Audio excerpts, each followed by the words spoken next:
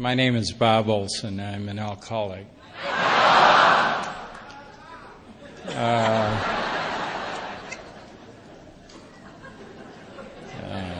Well, shit, now I lost everything.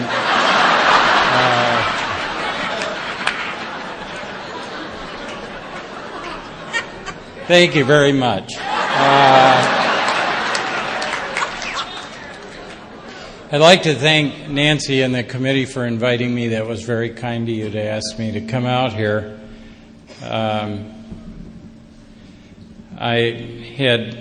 asked Nancy, I said, not too long ago, I spoke up at St. Cloud, and not too long before that I was up at Park Rapids, and I'm kind of surprised you want me to come back that quick. And she told me they were fascinated because they'd finally found an old single Norwegian guy that would say more than 6 words at a time.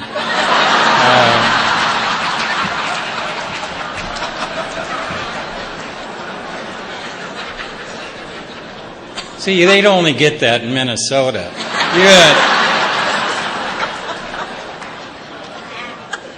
I got a call from a guy up in Virginia, Minnesota, and asked me if I'd come up there in March. That's what I said. And I said, Jesus, should I bring my tip-ups? And, only people from Minnesota would know that. I used to live in Brooklyn Center, so that was when I was drinking. And we would, and I had a neighbor who lived right on the Mississippi River, had a big pontoon boat. And we would each take a fifth of booze and go out at night and fish for catfish and just get stupid. And then, sometimes we'd caught fish and sometimes we didn't. One night I caught about a 20-pound channel cat. And thank you. And I took it home and I was just drunker than the Lord. You know what a 20-pound channel cat looks like? I put it in the sink because I was too drunk to clean it. And then I went over on the couch and passed out. And my wife got up in the morning and came. Thought that son of a bitch crawled out of the drain.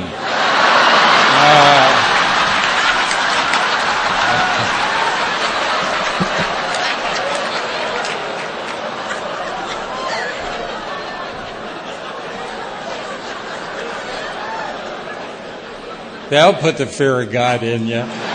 Oh, man.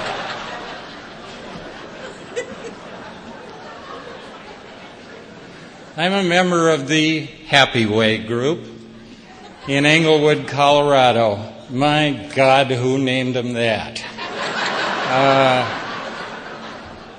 We've been talking about changing the name to something like Beaten into a State of Reasonableness, or I thought outright mental defectives would be good.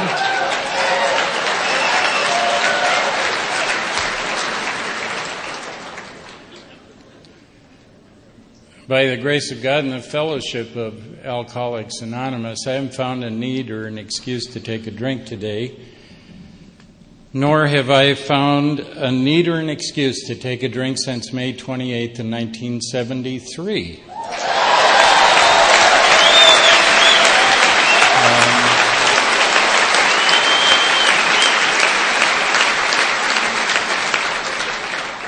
That means Memorial Day, Monday night, I'm going to be 34 years sober. So,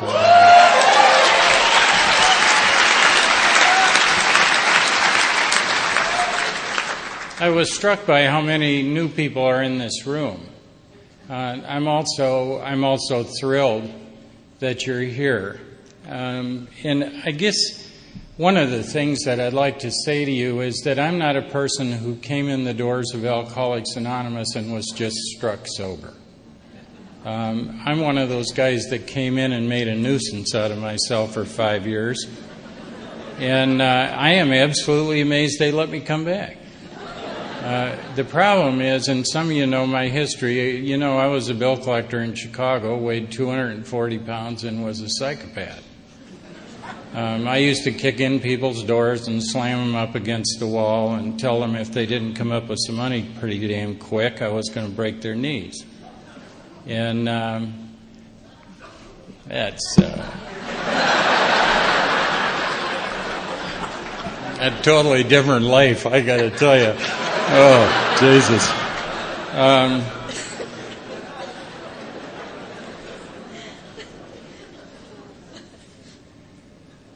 So I have always had a little bit of an edge.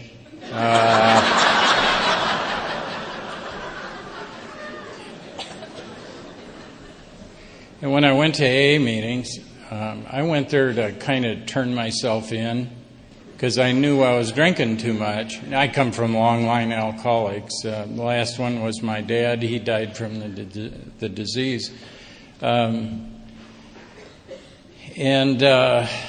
And I always knew I was going to die from alcohol. I just figured I'd try and make it as painless as possible. And I used to go to Alcoholics Anonymous. I started going to AA when I was 29 years old. And I guess I want to say this to those of you who haven't been very successful at this. And that is, don't give up.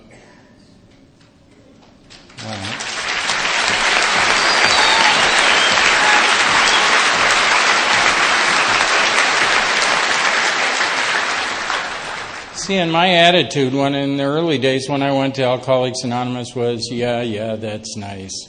Well, I'm sure you folks need this. And you can take your steps and put them where the sun don't shine.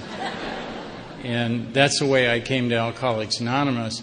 And I would want to reject everything in Alcoholics Anonymous, and I thought I was way smarter than this disease.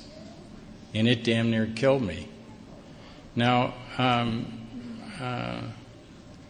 not the dullest knife in the drawer, and I always thought I was a pretty smart guy, and I thought I was smarter than alcoholism, and I didn't think I had to do any of these things.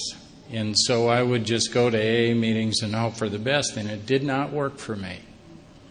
I went to Alcoholics Anonymous for 5 years, and I not only couldn't stop drinking, I couldn't even slow down.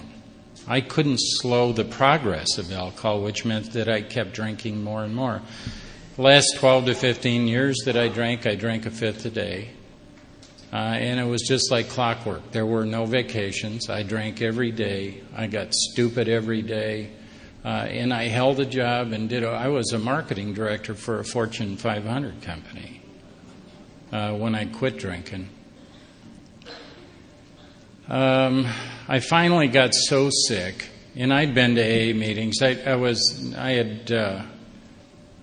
ran a container plant over here off of 35, and I moved back to Wisconsin, which is where I'm from originally. And what the hell's that about?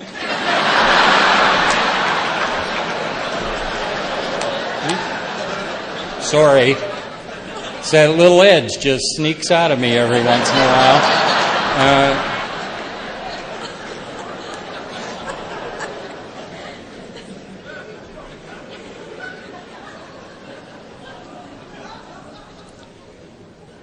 I finally got so sick I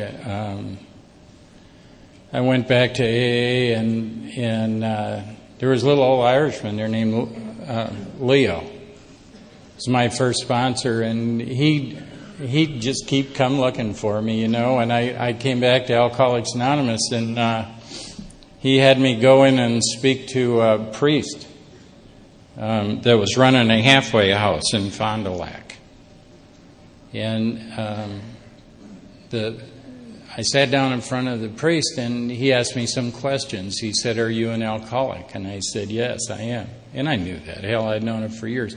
I don't get this business about people who go, "Oh my God, I'm an alcoholic. I have to quit."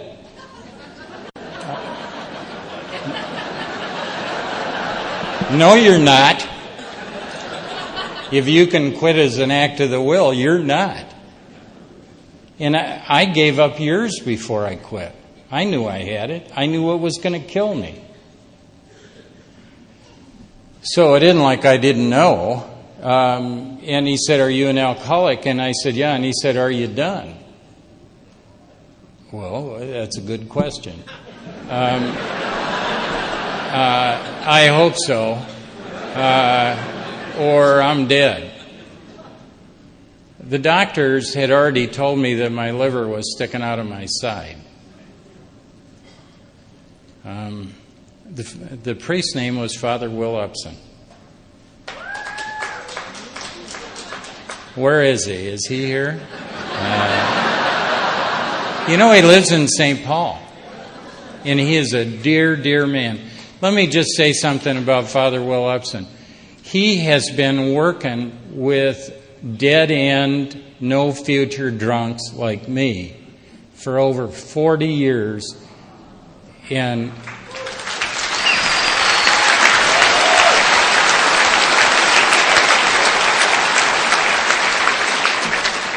what's that town that Gustavus Adolphus is in?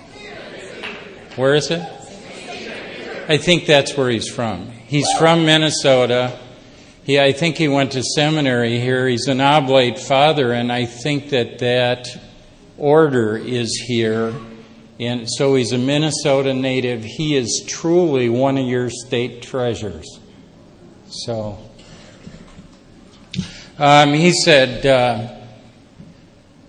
He asked me if I was done. And he said, "Do you believe in God?"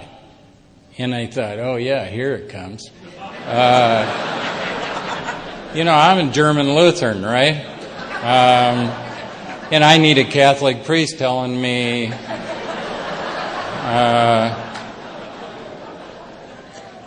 "Dear man." And he said, "You believe in God?" I think I said no just to piss him off.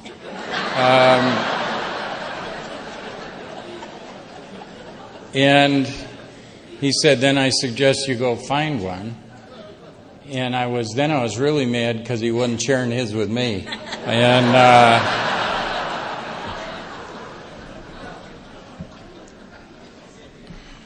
I said, "I don't know where to look." And he said, why don't you just think about what you'd like God to be?" And I said, "All right." And then they sent me home. Now, they didn't have treatment centers down there. I think Hazleton was open, newly open or something back then, but that's a long way from where I lived. So Leo took me home and left me there. A great experience. So I'd been through DTs before, and I knew what was coming, and they left me. My wife had left me, incidentally, with her 2 kids and gone to France. Well, it was about as far away as she could get.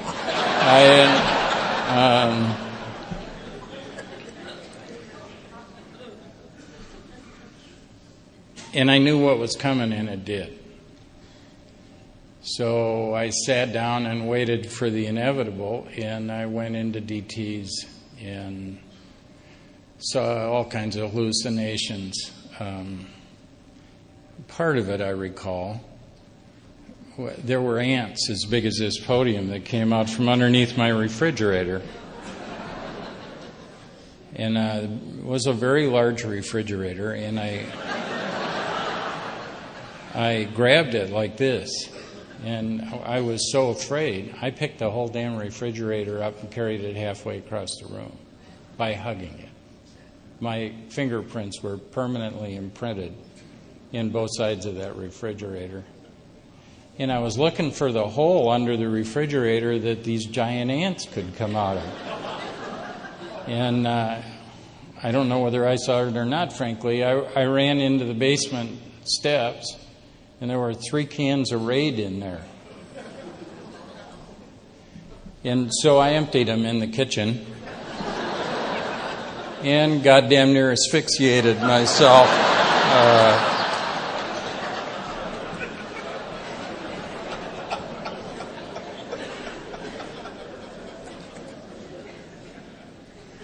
I remember laying on the floor and flopping around like a fish out of water and knowing I was going to die every minute for hours and hours.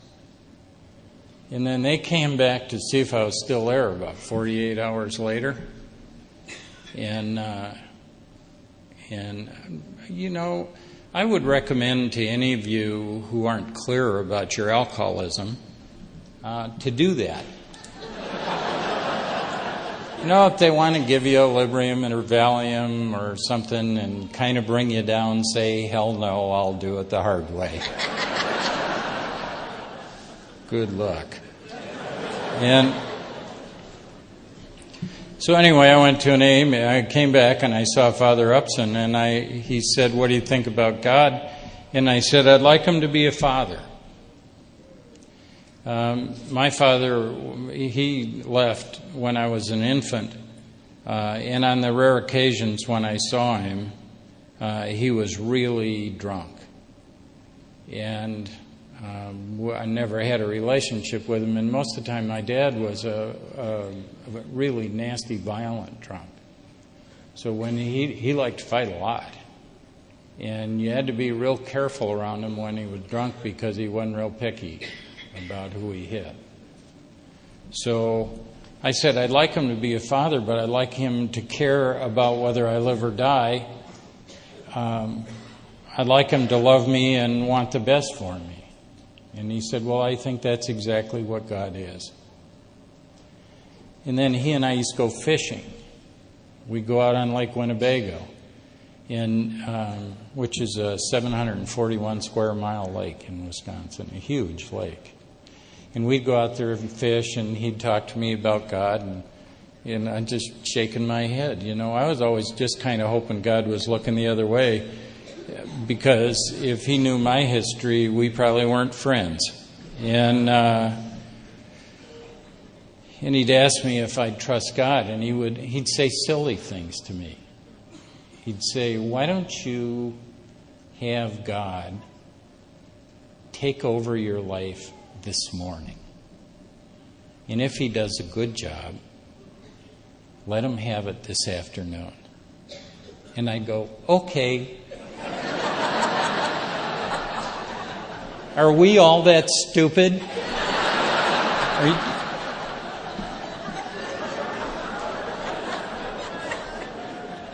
Oh, man. But see, somebody had talked to me that way. And so let's just, after I was a year sober, I went to AA meetings. They didn't want to let me chair meetings. You had to be sober 90 days in Fond du Lac to chair a meeting. And I was just sober 90 days. And a big Tuesday night meeting comes up, and they said, well, we need to take nominations for who the new chairman's going to be. And you were chairman for 90 days in a row. And my sponsor, Leo, said, let's have Bob do it. And this other guy jumped up and said, wait a minute, we need to talk about this.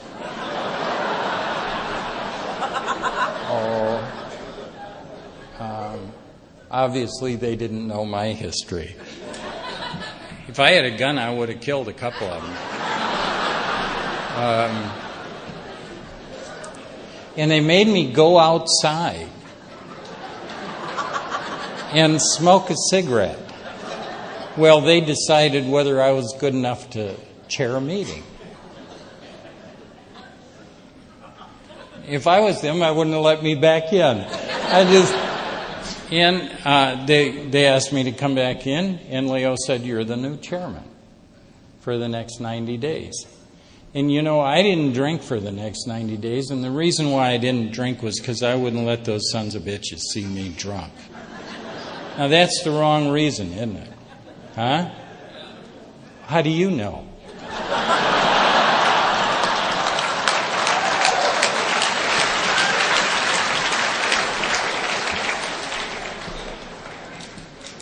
You know, God works in mysterious ways. If you sit there and try and figure out God, God's beyond our comprehension. I stopped that a long time ago. Someone explained to me that the theological argument is that if you knew God, you'd be God. Because God truly, we'll look at it, omnipotent, omniscient, omnipresent. Those are all things with no beginnings and no ends. It truly is beyond my comprehension. I'm a chemical engineering major from the University of Wisconsin. I should know that. I know physics. I know all this stuff. I don't know that. So what I know about God is this. God is. And that's all I need to know.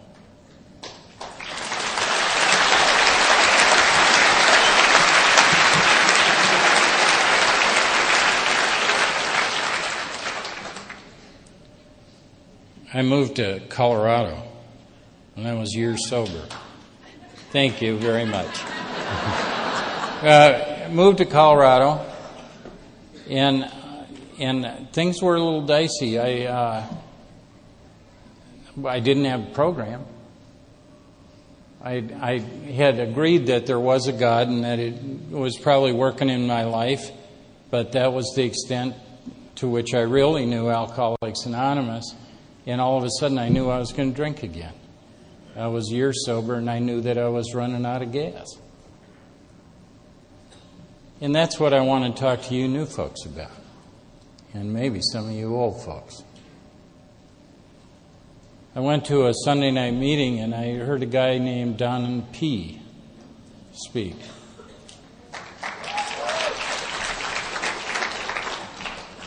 He wound up being my sponsor for 32 years.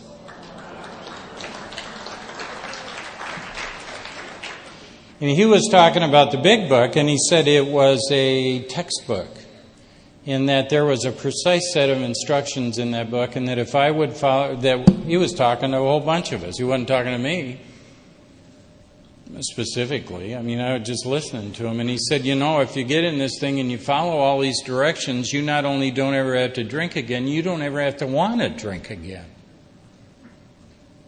And it was like somebody threw me a life preserver. And I went up to him afterwards and I said, Don, my name's Bob Olson, and I think I'm going to drink again. I haven't had a drink for a year, but I'm running out of grace here.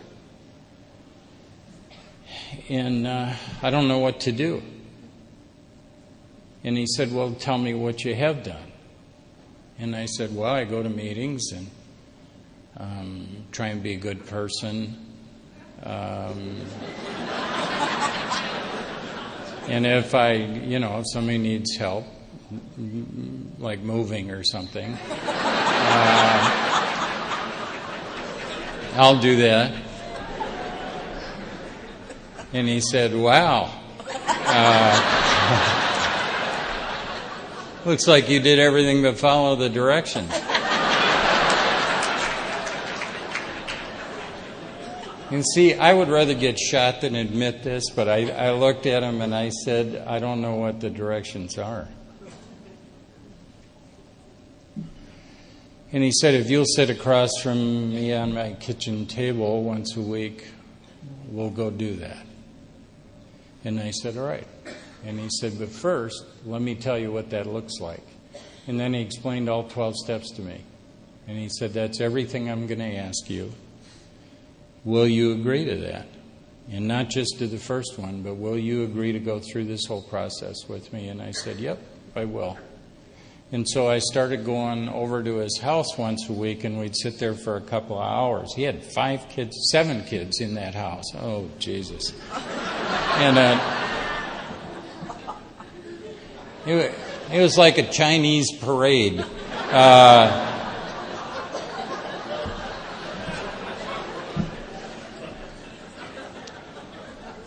And about that time, we all got on a committee for the 1975 International.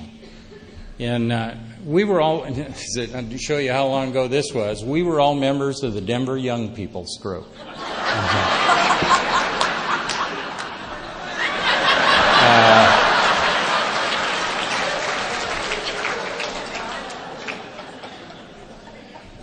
So we got on the hospitality committee, and we were working at the convention. We saw Lois Wilson, and there was a speaker there from Winnipeg whose name was Mac Cheater. And he was talking about a group in Winnipeg called the Golden Slippers, and how they had never really been able to get sober.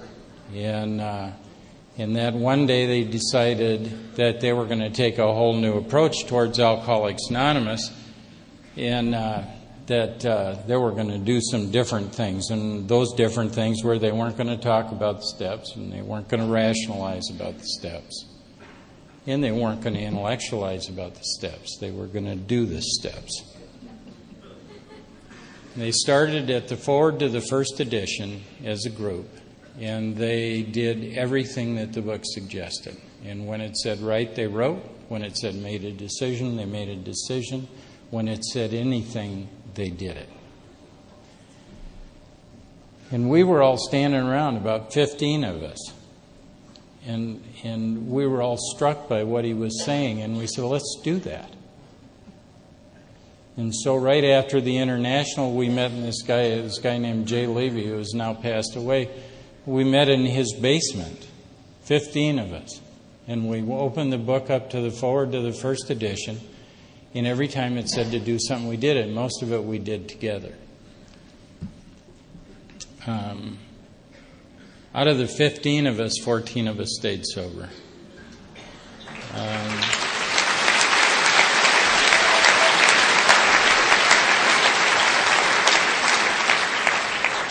That's 1975. And the guy that died, or the guy who didn't stay sober, was a guy named Eddie Durkin. And Eddie Durkin decided that this was all bullshit, and he went down on Larimer Street in Denver and got drunk, walked up and took a nap in a doorway and froze to death.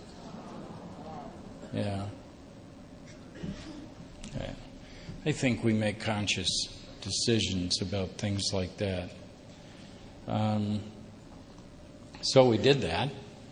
And the book says that we had to fully concede to our innermost selves that we're alcoholics is the first step in recovery. The delusion that we're like other people, or presently may be, which means or ever will be, has to be smashed. You know what? I'm a drunk. I've been a drunk since I was 20 years old. I drank way too much, created too much havoc. Everything about me is alcoholic.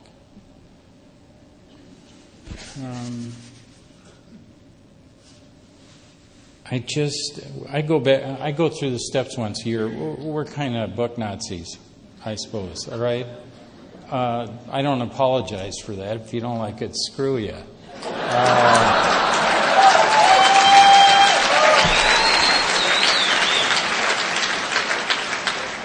That's not very nice. You just have to excuse me.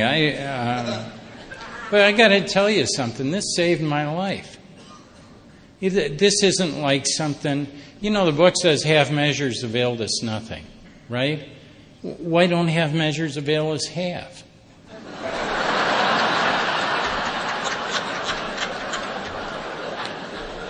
I don't get anything. You know, I pussyfoot around with this program, I get zip. That means I got to pay attention. That means this becomes a lifestyle. I'll tell you what, sober, pretty near 34 years, I love it. I love it. I'm actively taking a half a dozen people through the steps right now. You know?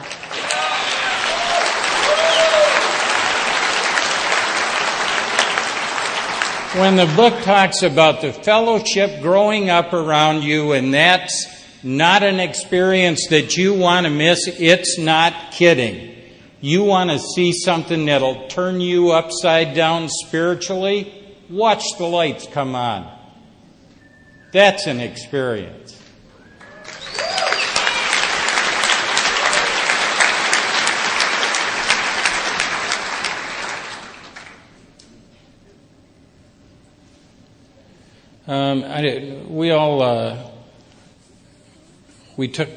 We went around the room and we did our first steps, and the book says if we're even willing to believe, upon this simple cornerstone a wonderfully effective spiritual structure can be built.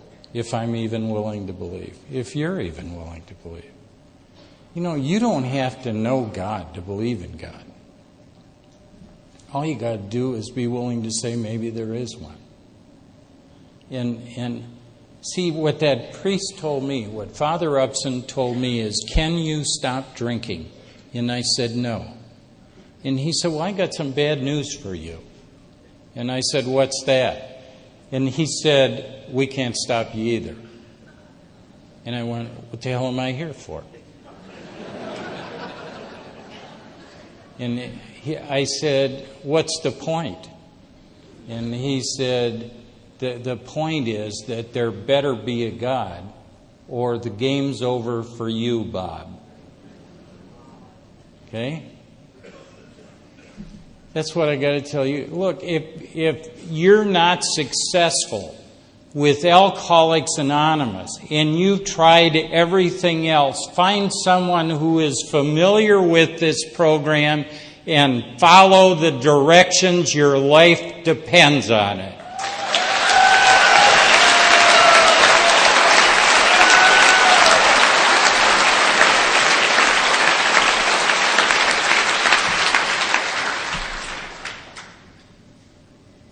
We got to the third step, and my sponsor is saying, I said, well, what are we going to do with this? And he said, look at the prayer. And I said, okay, and as many of you know, it says, God, I offer myself to thee to build with me and to do with me as thou wilt. Relieve me of the bondage of self, that I may better do thy will. Take away my difficulties, that victory over them may bear witness to those I would help. Of thy power, thy love, and thy way of life, may I do thy will always. And he said, what's that mean? And I said, well, I'm not sure. And he said, well, I'll tell you what it means. When it says, I offer myself to thee to build with me and to do with me as thou wilt, it means you're giving God a pass to do anything with you. And I went, whoa. And he said, well, that's the deal.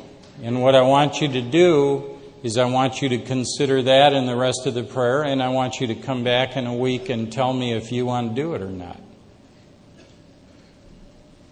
Relieve me of the bondage of self, that I may better do thy will. You know, we truly live in the bondage of self.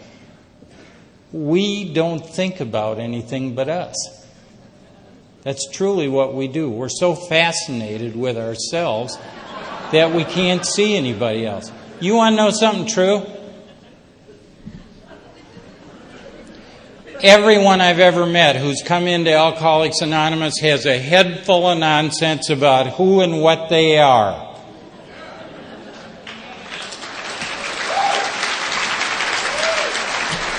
And if you don't learn how to write inventory and challenge all of those self-defeating beliefs that you have floating around in your head, you'll be just as crazy as the day you walked through the door.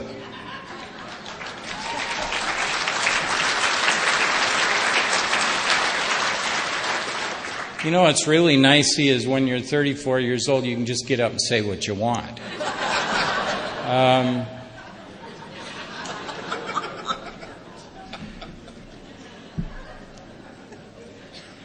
mean, you do this or you don't do this. When I got to the third step, and my sponsor laid that stuff out in front of me, take away my difficulties. I like that part. That victory over them may bear witness to those I would help. Bearing witness means being an example. And what it is, and one of the reasons why I talk like this, all right, is so you know that you can. You can take positions, all right?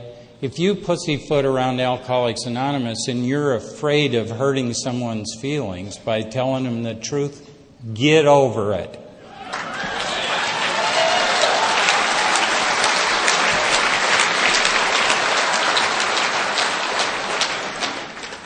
Would you rather tell somebody the truth, or would you rather watch them die?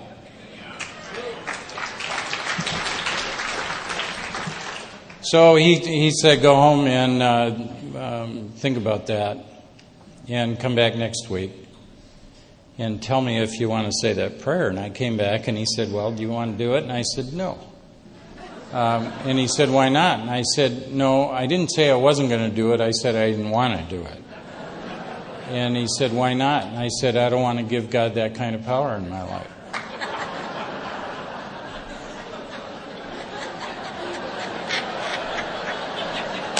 Well, see, you get it, but I didn't.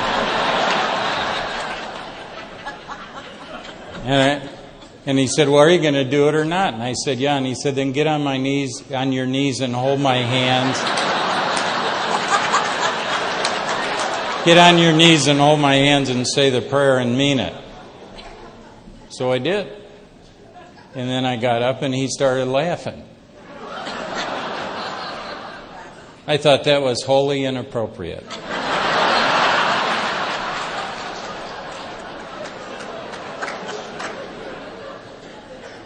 And I said, what's so damn funny? And he said, you don't get it, Bob. You don't want to give God that kind of power in your life, and God's got all the power anyway. This is just an exercise in who's God and who's the drunk.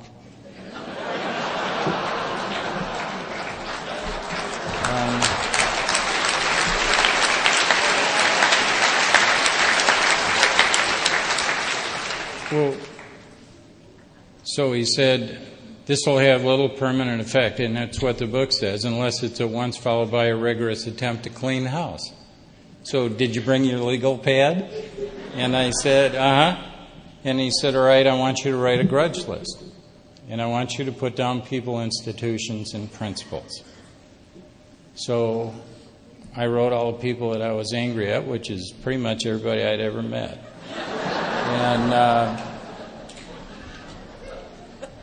And I was mad at the police and the courts. I was a fine youth. It was an example of good conduct, and got sentenced to 4 years in the Wisconsin State Penitentiary when I was 17 years old for assault with a deadly weapon. But back then they told you to go in the military, which wasn't the smartest thing I ever did either. But anyway, so I wrote, I could write people in institutions I was mad at, but I never got principles. And when I got done writing what I wrote, came back and I said, okay, I'm done. And he said, no, now you have to come back and look at each one of those resentments and see. Well, first he told me that I had to write down why I had them and what it affected: my self-esteem, security, ambitions, personal or sex relations. So I wrote all that out. It took me weeks and weeks to get it done. And I went back and I said, I'm done. And he said, no, you're not. And so what's left? And he said, you got to go through each one of those resentments and see where you were selfish, dishonest, self-seeking, or frightened. So I did that. And I came back and I said, so can we fifth step this now? And he said, no. And I said, what's left? And he said, fear inventory. And I said, I'm not afraid of anything. And he said, oh, well, the book says that fear is an evil and corroding thread and that the fabric of our existence is shot through it, and apparently yours isn't. And I said, that's right. You know, I was a bill collector in Chicago, and I'm fearless. And he said, oh, well, humor me. And I said, all right. And he said, how about snakes? And I said, what kind of snakes? And he said, how about rattlesnakes? And I said, nope, wouldn't want to be in a closet with one. And he said, all right, then just write down rattlesnakes. And I said, okay. And he said, how about spiders? And I said, like black widows. And he said, yeah. And I said, well, you'd have to be a fool to want to get bit by one. And he said, you're right. Write down spiders. And then he said, how about failure? Cheap shot.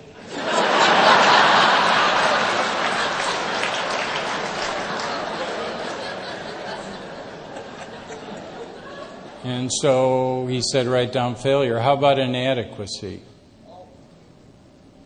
And I said, I never thought I was as good as other people. And he said, yeah, I know. Write down inadequacy. And I said, all right. He said, how about women? And I said,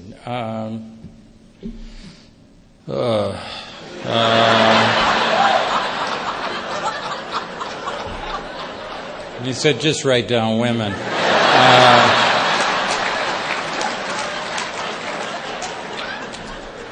How about children?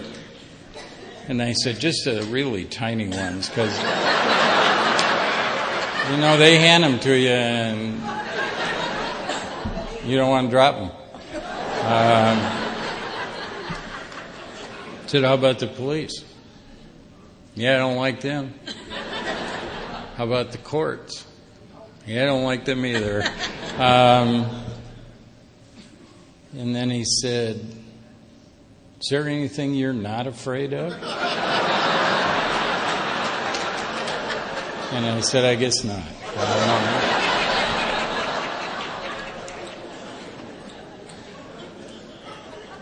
The book talks about outgrowing fear. It says that once we begin to outgrow fear, it doesn't say that we outgrow it. It says we begin to. And fear, for most people, and I think almost for all people, is going to, at some level or another, is going to be a constant companion. It just isn't like it used to be. But when Bill Wilson talked about ego deflation at depth, the ego is an odd thing. If you go study in a psychology class, it talks about the ego being an inflated sense of oneself. But the ego, at least from my observation with an alcoholic, doesn't tell you that you're better. It tells you that you're worse. And see, my ego tells me that I'm not good enough. And my ego tells me that I'll never succeed at something. And that I can't get something done, and that I'm going to look like a fool, and that I'll surely fail at what I'm doing. That's the way my ego talks to me. You know what? That's evil. That is evil. You know what the antagonist to the ego is? Intuitive thought. Because that's how God speaks to us. And the intuitive thought is a quiet voice. And the ego is a loud and brash voice. And some mornings I get up and my ego will be barking at me, you're going to get in a lot of trouble, you'll never get done all the things you have to do today. And I say, shut up. You got nothing to say to me that makes sense. Let me tell you something else about the ego, and that is that it always lies. Every single time. It never, ever tells the truth. It is never satisfied. Like, what we do? You know why they sell so many Cadillacs? Because the ego wants it. And then you go buy this damn thing, and the next day the ego goes, I want something else. You go, I just bought you a Cadillac. And it goes, I don't care.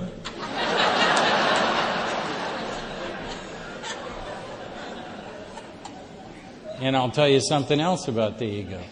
In the ego, its primary weapon, is fear. And if fear doesn't work, terror is next.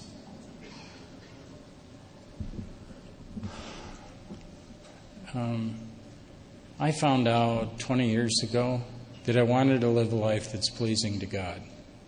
And so I spend a lot of time looking at this stuff. And I know, the book talks about learning to trust intuitive thought and that it eventually becomes a working part of the mind. That's not some kind of spiritual make-believe. If you can learn to trust your intuitive thought, it'll be right on almost all the time.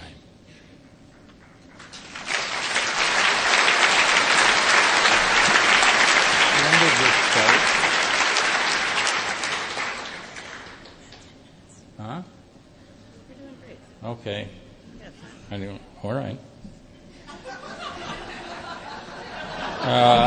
Huh? 10? Oh, good. I'm having a great time. I hope you are.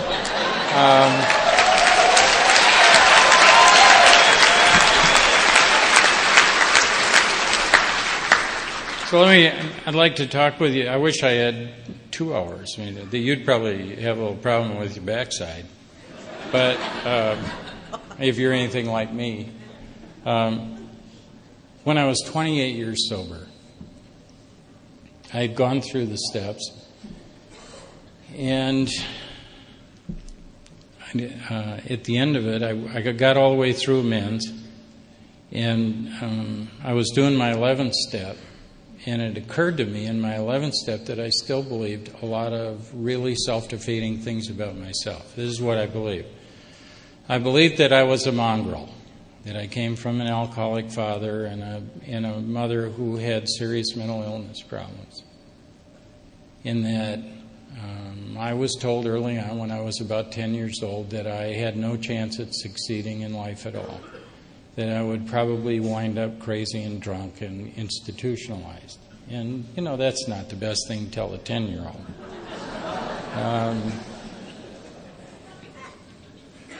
I believed that if you really knew me, you wouldn't like me. And that was based on some really angry things that adults said to me that I bought hook, line, and sinker. I believed that my only value to women was my ability to really make money,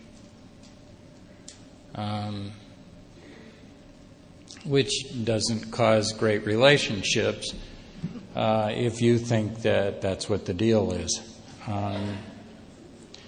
I had a whole bunch of these self-defeating beliefs, and I was talking to God in my 11th step, and I said, why am I 28 years sober and still believe all of this bad information about myself?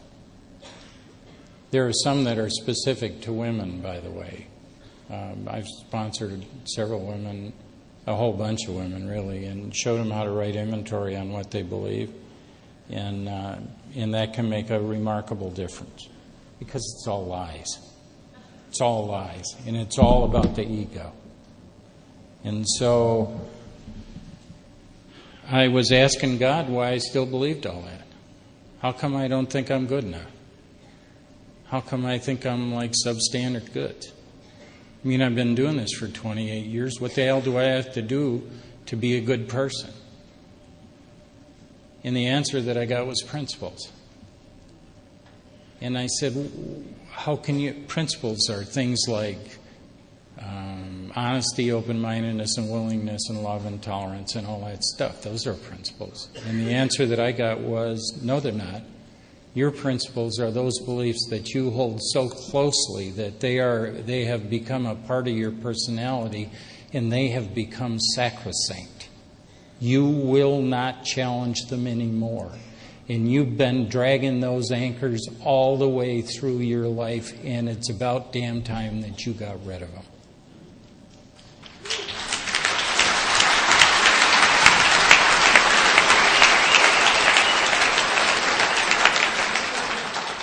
So I'm thinking, I'm hearing voices. I've slipped into spiritual make-believe, and I said, I'll play the game. Where do you put it? And I wrote down, if you really knew me, you wouldn't like me, in the first column. And then I looked at my book, and in the second column it says the cause. And I thought, what's the cause of me believing that? And it was all this stuff that was told to me when I was a kid. And I thought, does that affect my self-esteem? Oh my God. It destroys my self-esteem. If I think that once you get to know me, you aren't going to like me, why would I get to know anybody? I mean, there's no way to win that. Does it affect my security? Yeah. Because if I believe that, I can't get in a relationship because at some point they'll see me. I can't get a job because at some point they'll see me. I can't do anything. Does it affect my ambitions? Yeah. If I think that you're going to catch on to me at some point and go, get out of here, why would I try anything? In my ambitions, what I want to be or what I want to do. And I won't go do any of that. I'll get locked in place. And if you don't believe this stuff, look at some of the people in Alcoholics Anonymous who have never engaged in the recovery process, and they are locked in place forever.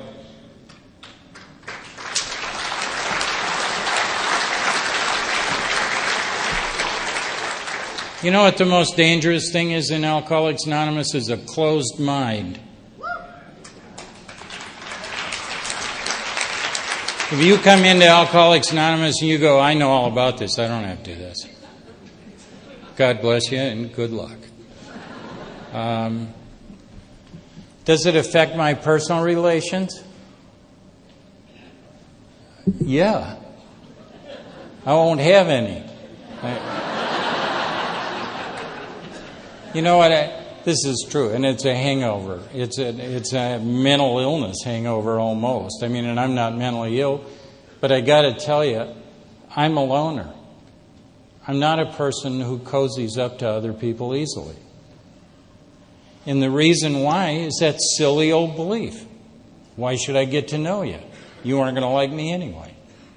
Okay? That's where I got the attitude. Who gives it?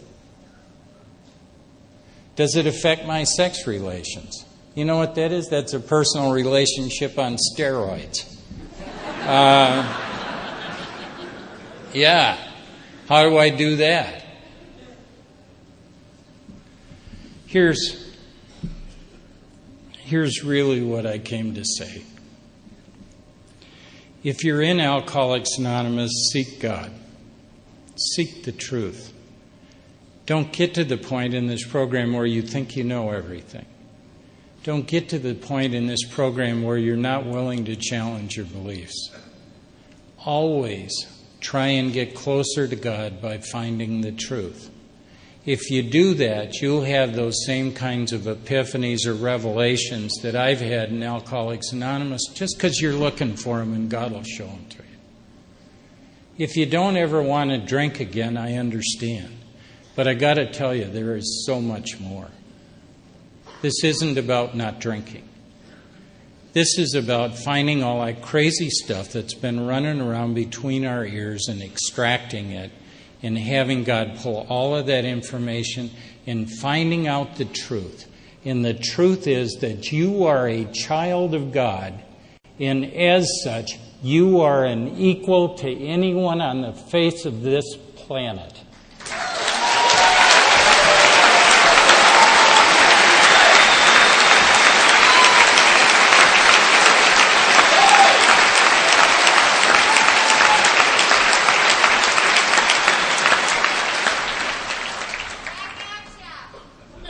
Excuse me? All right. There is a special place in my heart for Minnesota. Thank you.